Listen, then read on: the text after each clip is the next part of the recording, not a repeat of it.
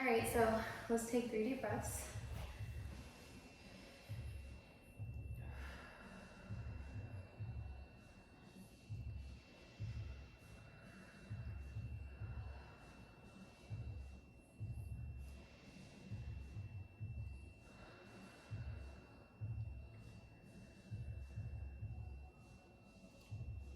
Dear Heavenly Father, thank you, Lord, for allowing us all to be here today as a Soul Sister family. We thank you for the message that you've given us. We ask that you continue to cover us with your blood, God, and we ask that this message meets everyone where they are, and we ask that we help even change one person's life today. And if we did anything to hinder this prayer, we ask for your full forgiveness. In Jesus' name we pray.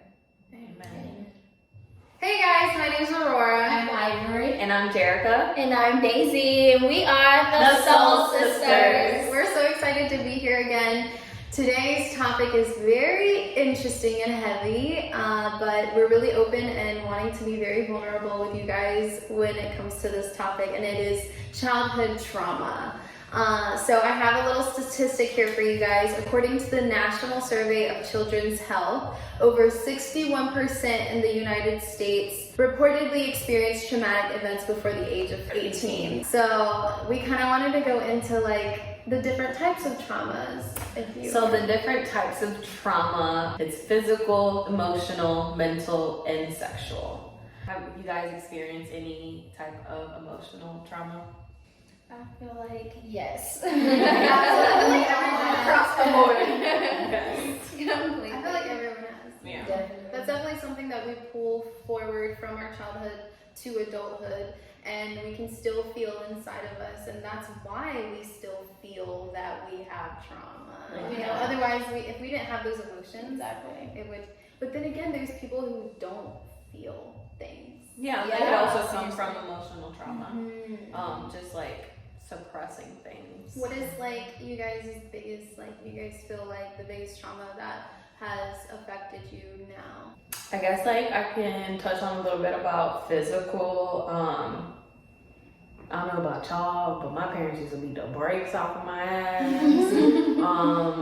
Like the only moment that I can really remember, and I feel like I talked about this before, but I was very little, and we were still living in like the last house that we had when we lived in Puerto Rico, so it's like the only house I remember living in. And I was like in the closet, and I was like trying to get something down, and my mom comes flying out of like nowhere and comes and like just didn't ask no questions. She said, "I'm a smack now, ask questions later." So she like smacked the fuck out of me, like you know, beat my ass, whatever, like while I'm up on the chair, like pick me up, put me down, and I'm like, and I'm mad and crying, and I'm looking at her because I think I just wanted to get some like art supplies or something, and I was like, you didn't even ask. You didn't even ask what I was doing. You just assumed that I was doing something bad. And I just remember telling her that, and she just like dismissing it or whatever. And it's like you never think like little moments like that would stick with you for so long, but like that's something that like I like vividly remember, like literally getting into like altercations with my dad just because I didn't know how to control my anger, and like resulting it into me actually being physical with my family, like my brother, my dad.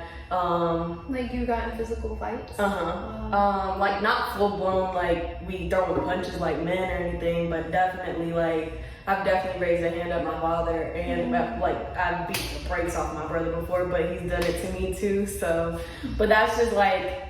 Do you feel like that is like a sibling thing or like a trauma thing? That both, you had to do? both, because it's like whenever you just know, okay, you did something wrong, the automatic consequence is to be like hurt physically. Then you're like, oh, you're my little brother, you did me wrong, now I'm gonna have to hurt you, right? because that's the normal consequence.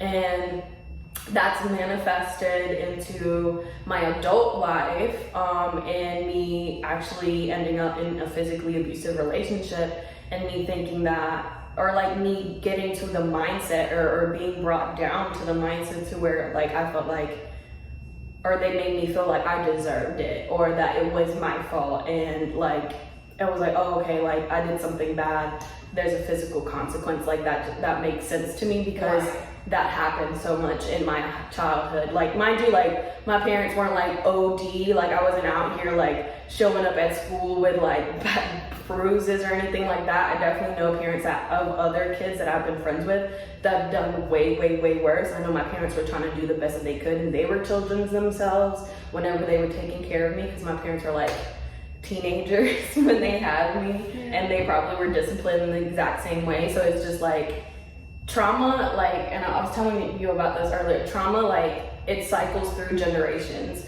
Like I was telling Aurora earlier about a audiobook that I was listening to that Daisy actually put me onto, called It Doesn't Start With You, right?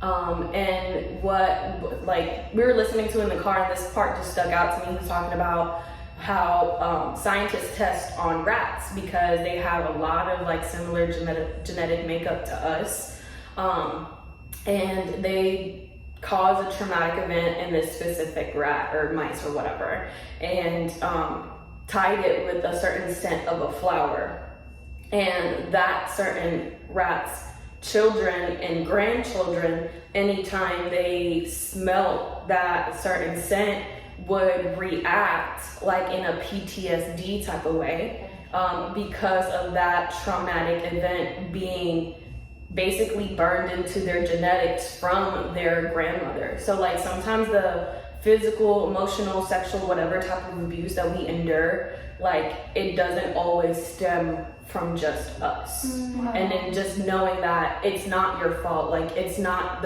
you're not the reason why it happened, you don't deserve it. A lot of other outside factors tie into it, and it's really generational trauma. It's generational. And it's true, when we do the work, we become aware of the trauma that we have.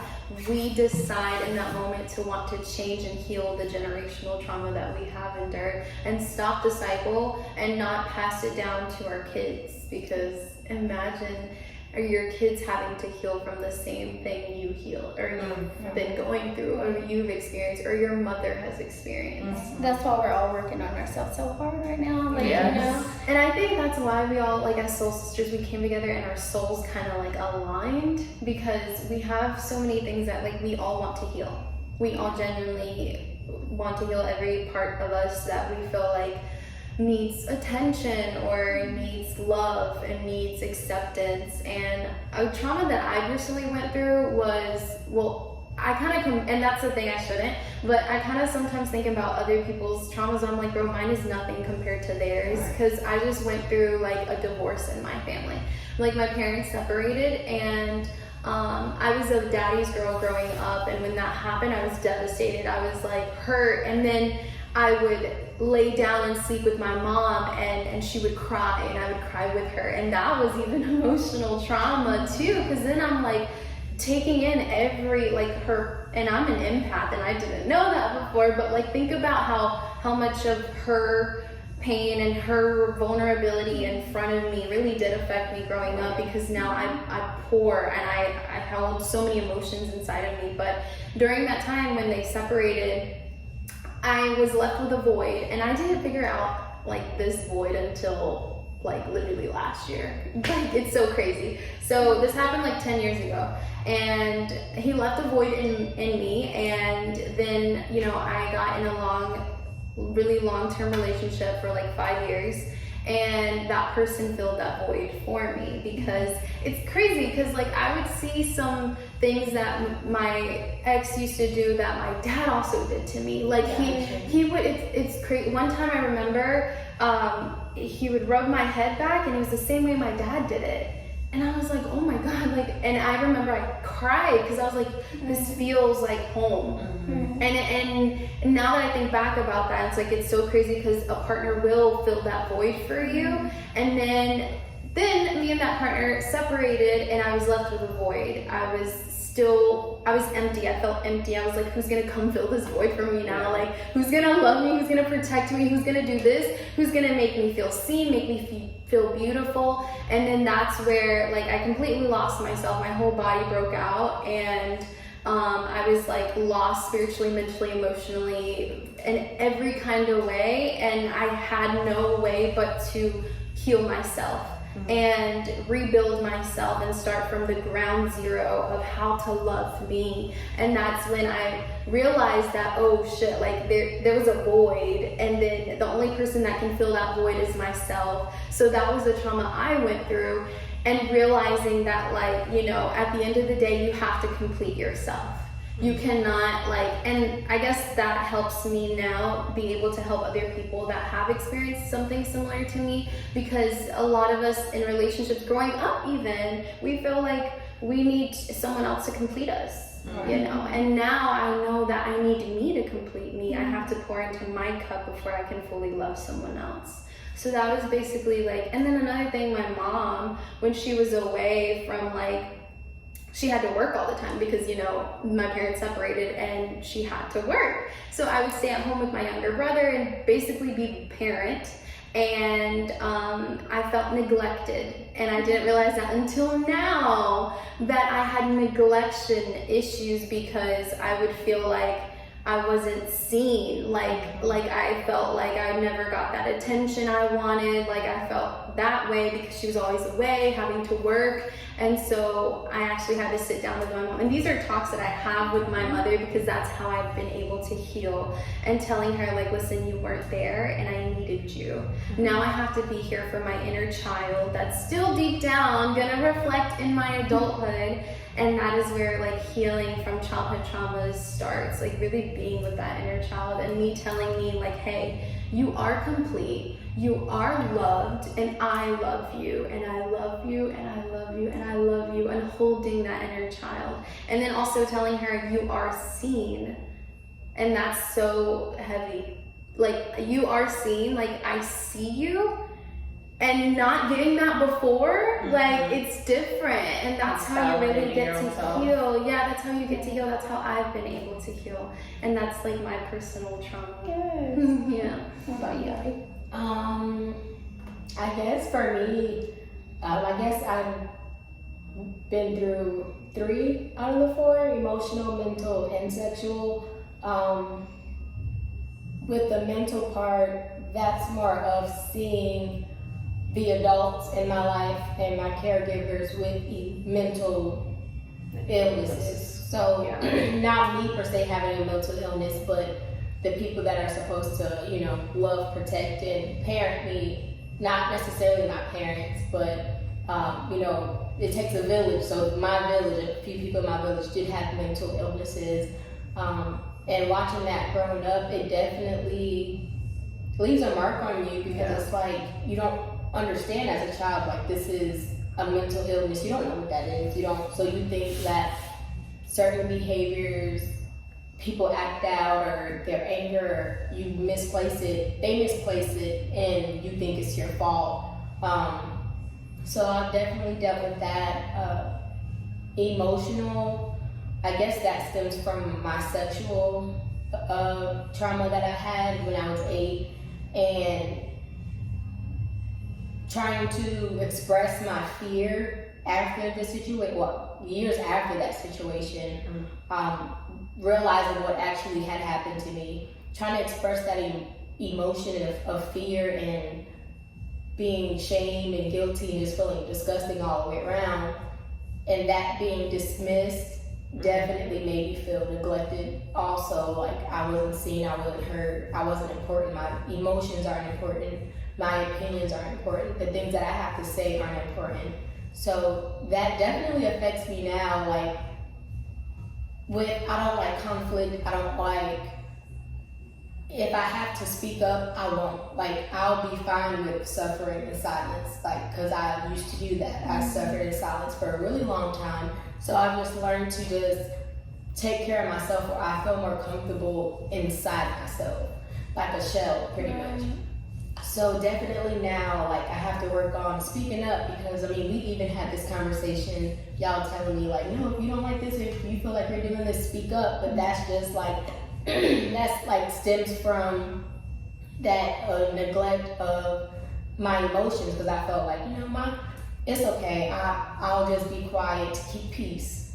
That's usually how I was. Just to keep peace, I'ma just don't want to shake the table, don't want to rock the boat, I'ma just stay quiet.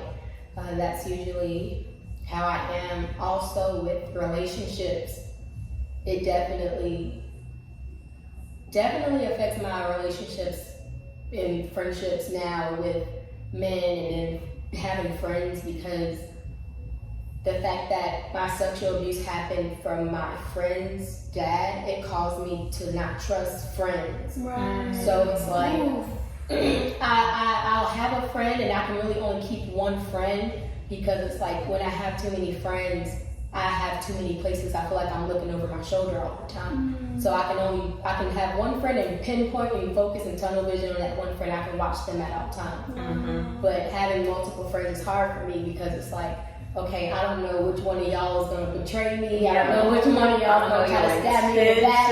And so I'm just like, I have a question. spinning, yeah. How does it feel to like have our group as friends? I'm not gonna lie, honestly, at first it was hard. I guess I was more like, even with joining the business that we're in, it was hard for me at first, because I'm like, I'm all for, growing and stuff, but, financially. But the community, and I said, it's like, I want the community, I longed for the community, but then once I got it, it scared me, because I was like, I would never respond in any of the group chats. Every time everybody linked up, I was not there. Like, I didn't want to be around, because I'm like, okay, this is a lot for me. And then I feel like my first thought is, okay, y'all are being fake. What if y'all don't really like me? Y'all gonna stab me in the back? Like, that's my first thought. So at first was just being the soul sisters. Like, when we had our first initial conversation about doing it, I was really all for it, like wholeheartedly really all for it. But I still, afterwards, I thought about it, because I'm like, dang, I was in the moment, I was really feeling it. But then once I got in my car to drive home, I'm like, what did I just do? What did I just commit to? Like, dang. So it definitely, it's hard. It was hard, but I'm trying to break that cycle of trying to learn to trust more and not be so on guard all the time. So that's definitely my experience, just being on guard and just going internally, like into myself, and not speaking up or not feeling like my thoughts, emotions, or opinions are important enough to bring out. Like, I live in my own little world in my head, honestly. So it's just like, it's just me, and I'm just here, and I learned. And no one can bother you when you're in your Nobody can. Like, can't nobody hurt me. Can't nobody bother me. Can't nobody Girl, me not sometimes you be quick to hurt yourself in there sometimes. Yeah, I really do. That other little voice be like, right, but I learned to shrink. Definitely learned to shrink and just camouflage with my background. Just I have a big family. Like, my immediate family isn't big, but we always had extended family staying with us. So I just learned to just hide in the shadow in the background and just be like, don't look at me, don't say anything to me. That's usually how I am. Like, I wake up in the morning, I'll be like, listening to see somebody up. Like, I won't go downstairs if I hear somebody's up, because I'm like, I don't want to talk to nobody right now. Like, I have moments like that. So I just learned to be invisible, pretty much. And I still to this day feel uncomfortable with attention. Like, if I go somewhere, and I mean, I get it, it's positive attention, like somebody's like catcalling, or people are like, oh, you look so pretty. I still feel so uncomfortable, because it's like, no, that's uncomfortable across the board. Yeah, like just attention, attention focused on me. Like, I hate being asked questions in school. I was silent. If I went to school with you, in class, I never spoke, never raised my hand, hated group projects, hated any project where I had to present and publicly speak, because I'm like, I just programmed myself to think, my traumas programmed me to think that I shouldn't speak, period. Like, don't speak up. Like, even with the sexual abuse, speaking up about it, seeing the craziness that came from speaking up about it, was like, maybe I shouldn't have said nothing, to keep peace. So I guess that's how I internalize it, by saying, like, any other situations that happen, I'm just be quiet to keep peace and not stir up anything, because that was a big deal. Like, somebody's dad got locked up. Kids, I don't know where these girls are now, and I think I heard their mom passed away like some years ago. So now I just feel a little sense of guilt. Like, okay, what if I just never said anything, and they still could have been together? She would have been here. Like, it's Like, But then you also think about the thing, if you, like the fact that you did say something brought to light who this person really is. exactly. And he got the karma he deserved. Yeah, and you don't even know how many girls after you that you could have saved, or it saved them themselves, because you don't know if like their father was also sexually abusing them, and I'm pretty sure he probably was, but definitely. And also just minimizing, like you said, or like feeling like what my experience wasn't as traumatic. And I think that's a big problem that a lot of people have, is they will go through traumatizing experiences, but just because it's not as big as Someone else. you know, being on SVU, some random dude coming and choking you and raping you, it's no, molestation is very traumatic. And it'll make you feel, if not even worse, because it's like you feel the traumatic experience, like you feel the effects of the trauma, but then you'll also feel the guilt of it not going any further. So it's like you're kind of in between a rock and a hard place, because like, yeah, this happened to me, but it ain't that bad, so I shouldn't speak up, or I shouldn't feel like I'm a victim. Yeah. But you're not Your a voice victim. matters, though. Yeah. You're a survivor. Would you say that you had fear, like, over just like making new friends and getting close to people? You did say there was like fear there, right? Yeah, there was like a lot of fear, I think. I always felt like where there's fear, there's like faith. Like it could be, fear is just like God knows your gifts, He gave them to you. The enemy also knows your gifts. So it's like He steps in during fear, but it's like your purpose could be literally doing what we're doing now. Your purpose could be with a community of people, because the enemy knows like your situation. There's fear to hold you back from that. So. Yeah, and I think that's why like I try so hard, like just to try to get myself out of, like, just to unprogram myself. Like, it takes a lot for me to come every Thursday or whatever day we record and just be like, okay, let's be open and vulnerable, and not only with y'all, but like just knowing that this is gonna be out on the internet, and it literally scares the piss out of me. But I'm like, let me just And you know what it is though, and that's so beautiful, because even when I speak to people like in large crowds, I get very scared, and then I'm like, well, I was built for this. Like in my head, it's like a voice that's like, you were built for this, and then another one, it's like, oh my god, I'm shaking, I'm scared, I'm so fucking. And so then I'm like, oh, the fear comes from that little voice that's scared of what can happen on the other. Like that's the only fear there. You're just scared of hurting someone. I feel like intentionally. Like, but like also it's your old story. Like any old story, and you know something is crumbling when it is shaking and it's super loud. Yeah. Because that means that it's going down. You're right. You know what I'm saying? So I think it's very brave of you and courageous of you to pop up and be like, yo, I'm here. I'm being open, because that's healing. Yeah. That's where healing starts. Round of applause for Audrey. So good. Freaking So good. Yes, strong.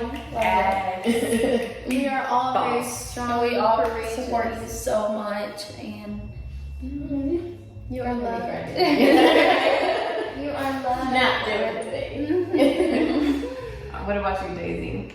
I wanted to speak on, like you were speaking earlier, on physical. I would say I've experienced emotional, mental, and physical in a way, not firsthand, but like as a kid, I would witness physical abuse. So that was very hard, because when I got into a relationship, I decided, like, we got into altercation, and my first instinct was to put my hands on you. Like, of course, that's not my intentions. That's not even who I am. That's what I've seen. And that goes with, like, what you see, too, from your childhood trauma. But the man that I'm with, he was like, that's not what, we're not going to do that. Like, no, we're not going to do that. So right off bat, like that, never done it again. And I didn't even feel like it was me.